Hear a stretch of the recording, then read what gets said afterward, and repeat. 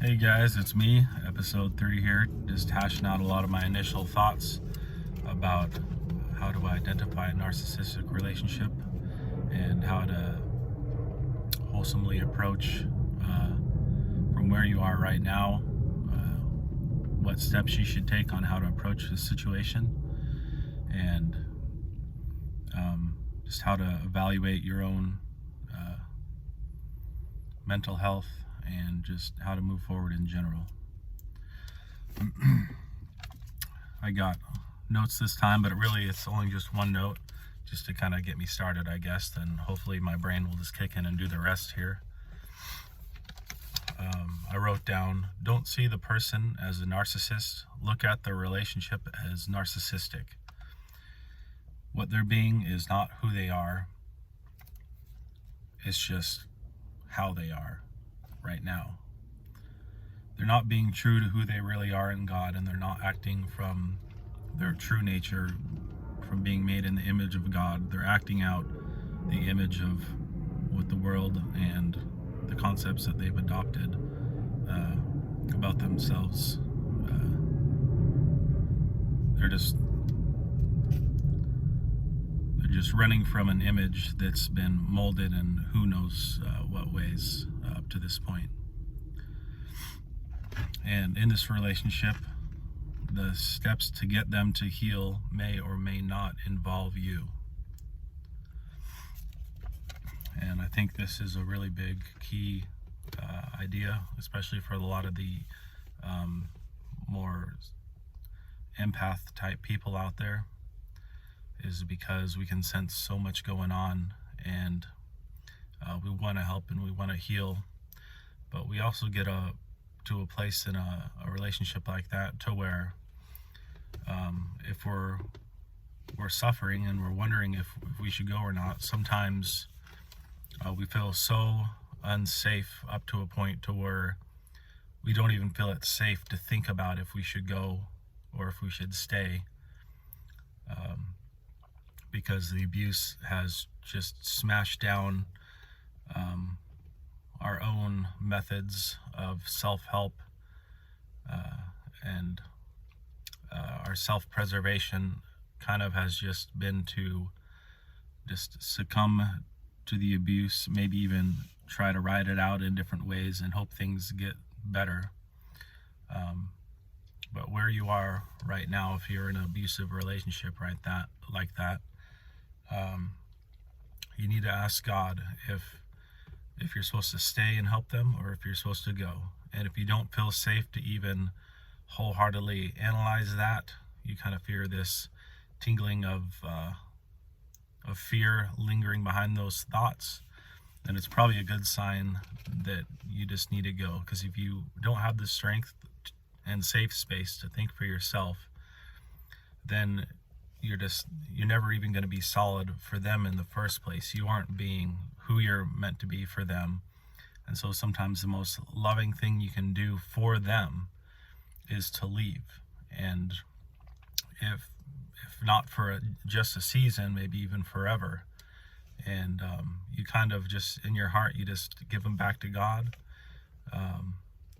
And then maybe after you've been able to get some healing, when it's just, you developed a safe place, you've been able to develop a freedom of thought for a lot more self-awareness and awareness of situations in general, because we can become so numb when we're in an abusive relationship.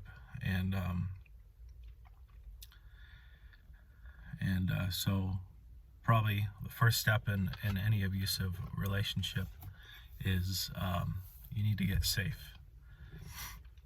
And I don't know, I've never been married, so I don't know all the implications and steps involved to what it would look like for you to get safe. I don't know, maybe you're just supposed to try and move in with a friend for a while, and then if God really reveals to you that it's just that relationship isn't meant for you, then you can start the process of I'd assume divorce, and just make sure you're allowing yourself to get in a put into a position to where you can heal so you can be the true you. You're not helping the relationship if you're staying in it and you're not being the true you.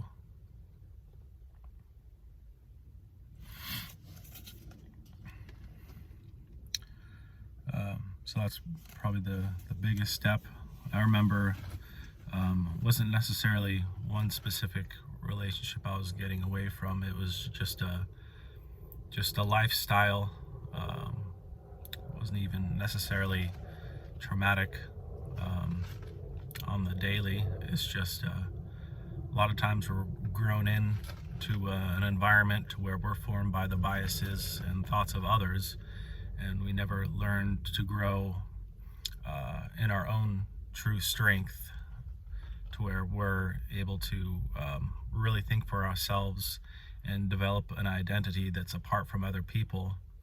And eventually, I believe, that identity comes from getting to know who God is, what He's like, and that also is in turn getting to know who we are and what we're meant to be like. And so a lot of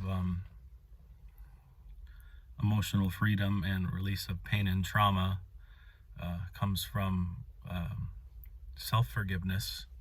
And once you realize that you aren't and you don't own the things you've done and the way you've been, of course you're responsible for your actions, but those do not define you. It simply is it's just an aspect of your process. We're born into darkness. We're born with a sin nature, and our natural state of being is with an inclination to want to sin and want to do wrong.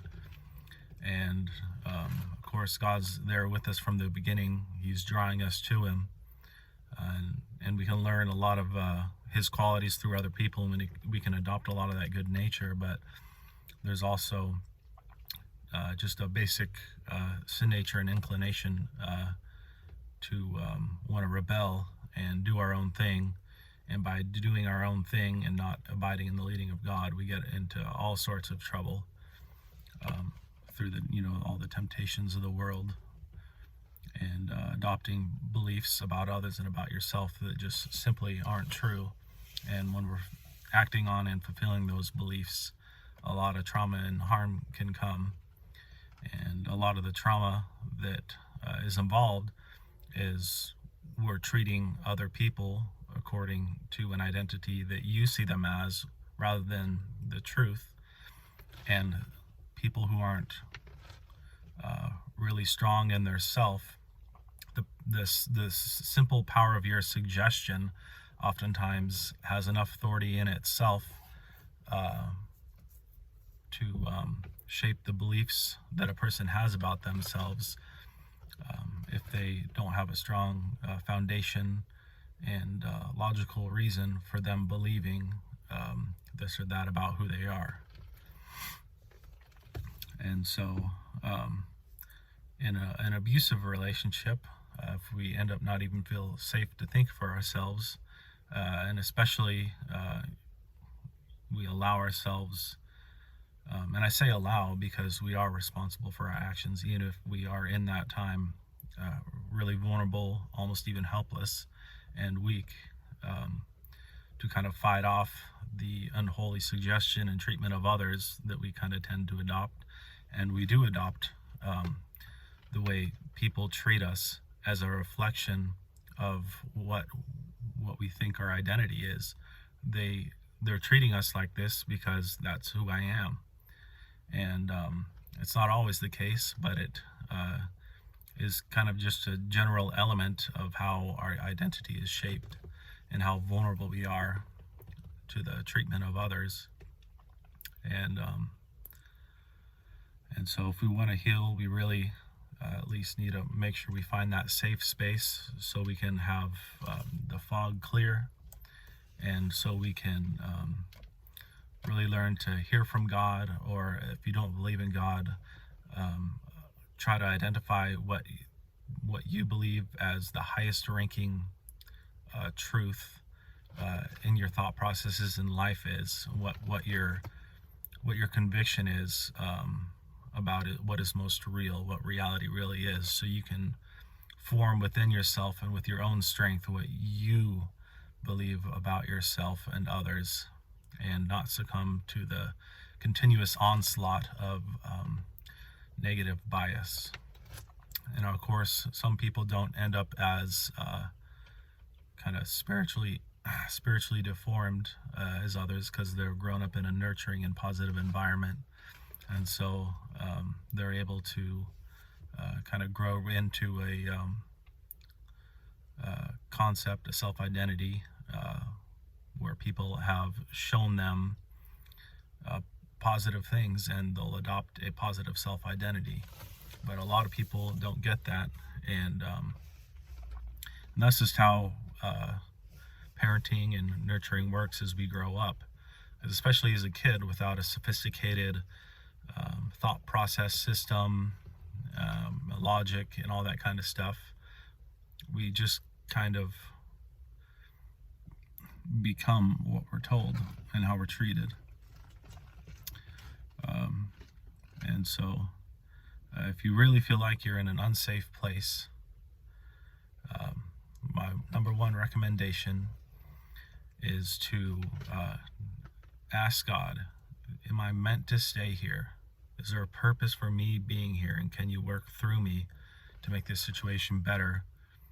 And then if you get a yes, then you can know that you have God's protection and anointing to continue to work through everything as you follow his specific leading step by step.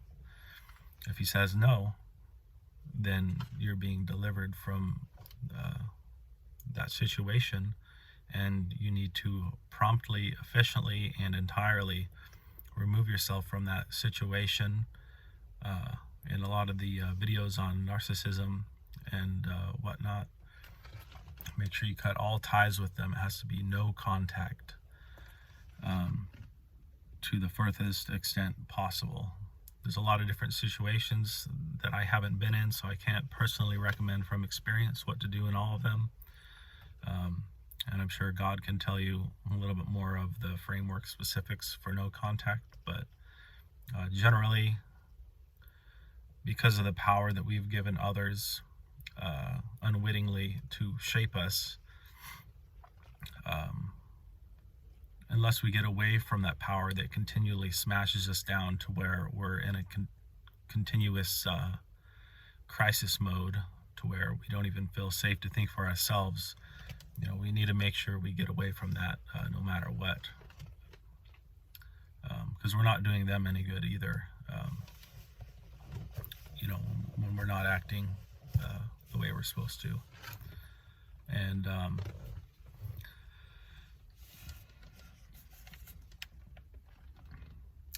so that's probably the main point for this video.